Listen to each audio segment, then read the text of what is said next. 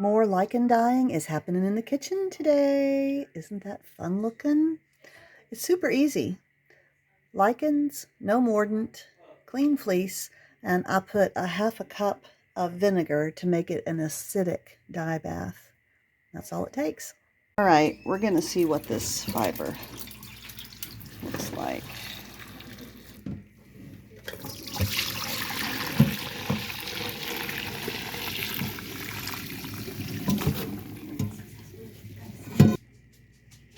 Now this is not quite as dark as the last one, I think. Seems more consistent though. Oh, that's still hot. Very pretty.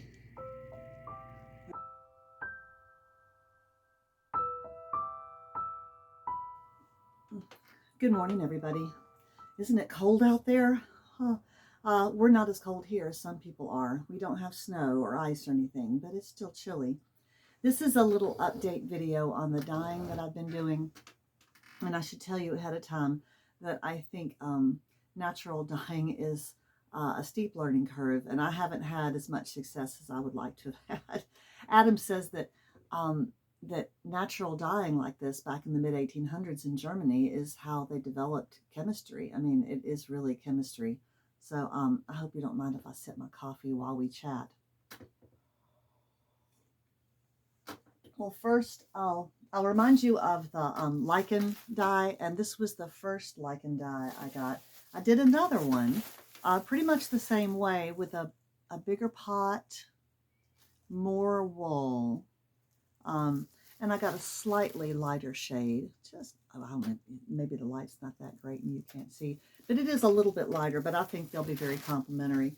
And I have more of that in here to put on my hand carders. And it's very pretty. I'm happy with the lichen. Oh dear, Lucy is getting into my plant. Hang on. Here, I'll hold her for just a minute, but she's a very naughty kitty. And she won't like this, and I love, she's got a little bit of white underneath her chin. She's sweet, but she's just very naughty.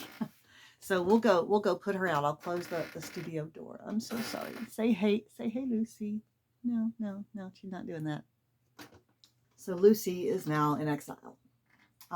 Well, after I would call it a general failure with the rosemary and I'm sorry, I choked on some toast. The rosemary and the black beans. Then I tried a very small dye with the woad from outdoors. It did nothing at all. And then I got some books. Let me show you the books. This is really probably the most interesting thing I have to share with you. Well, first of all, this has nothing to do with dyeing, but I did order this book, Herbs and Herb Lore of Colonial America, because I also make some salves and balms, and I like reading about that. Okay, so I got 3 more dyeing books. Okay, I did look at this one briefly. These were all recommended on the Facebook group. I think it's Natural Dyeing Education or something. And it's run by a woman who knows a lot about dyeing, and there's some very, very good natural dyers on there. I'm such a beginner. This one was recommended, The Modern Natural Dyer.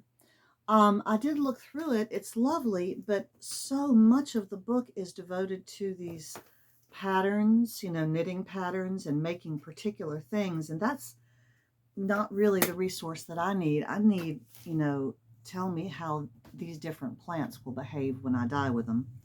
This is another one I bought. This one was very cheap. Natural Dyes and Home Dyeing. And it's got some good information in there. It's an old book. It's just mostly black and white. Oh, there goes the bookmark. But there's a lot of information in there about different appendices too. Lots of references in the back, but about individual plants. So that may be helpful in the long run.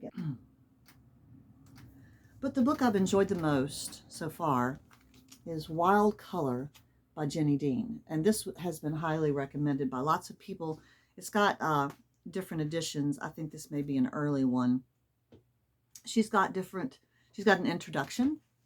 She's got a section on dyeing techniques, which is helpful, but she also has a whole section in the back called the dye plants.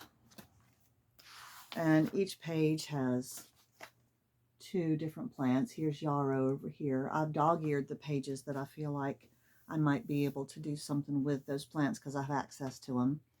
She has a little chart on the side over here that shows the color you might get with just the dye bath, the color you would get with a mordant and a dye bath, the color that you would get with iron as a modifier with the dye bath, and the color you would get if you use the mordant like alum and the iron in the dye bath both.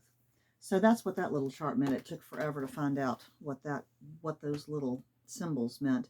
So I did try, I realized I had all of this fiber that I had dyed with the rosemary and the black bean. The black bean was more of a bluey gray. And so I decided, if I can find it in here, I decided that I would do an ivy dye bath. Okay. And this is what happens if you use the ivy leaves, and this is what you get if you use the berries, which I don't have any berries. I have English ivy, and I've never seen any berries on it yet. But it did say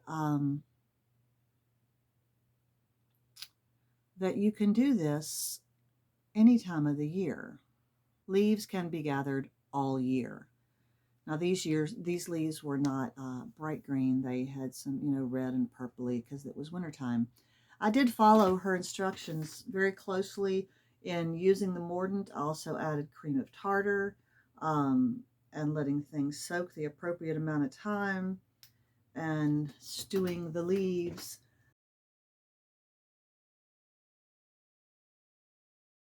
And so I went and picked some a little bit ago, and I'm putting it into this dye bath, and I'm going to let it simmer, not boil, but let it simmer for an hour once it reaches a simmer. And this will be an over dye, which means that you dyed something once and it didn't turn out well, so you put it in a different dye to see if it's better. I put that wool into just a water bath to get it moist. Got my pot for my mordant bath. It is just coming to a simmer, and I'm going to simmer it. I'm going to simmer both of these things as long as I can. The ivy really doesn't need to be simmered as long as the wool does in its mordant bath. The leaves have been simmering for about an hour, a little over an hour, and the water is lovely and dark, browny green. I turned this off. This is my wool. Turned it off, and it's still warm, but I can put my finger in there. And it's been sitting back there for over an hour as well. Now I'm going to leave this. I've turned it off, turned the heat off, but I'm going to leave it simmering like this. I'm going to put a lid on it to retain the heat and let it cool very slowly, and probably sit in there until this evening. Really, it's best if it stays for hours. Sometimes they even say overnight with ivy. All right.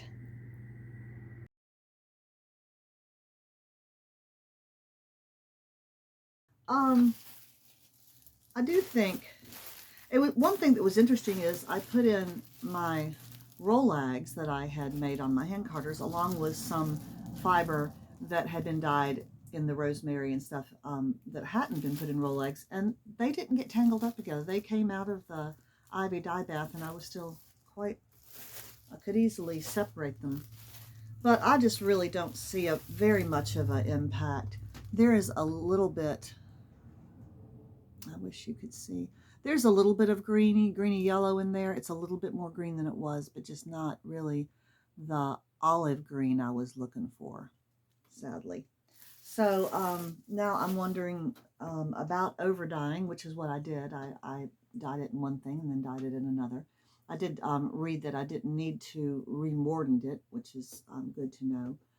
But I'll have to, I'm going to have to do a lot of experimenting and find out how to make this work. And I'm so glad I haven't launched into my nice fiber that I just bought. Those 3 that I bought from the Woolery, haven't used those yet because I'd really rather do test runs on some of this other fiber I have first and see if I can get more results like the lichen and fewer like the rosemary. And maybe it'll help to get into spring and summer and use fresh vegetation. Um, so we'll see. So that's the latest that's been happening with my dyeing adventures. Um, I'm trying not to be discouraged about it, and I want to keep pushing ahead.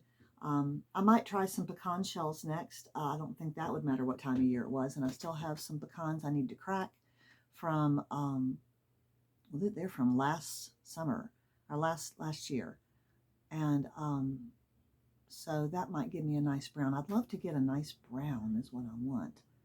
And I want to use something that a professional dyer has recommended and not just something I pull up out of the yard.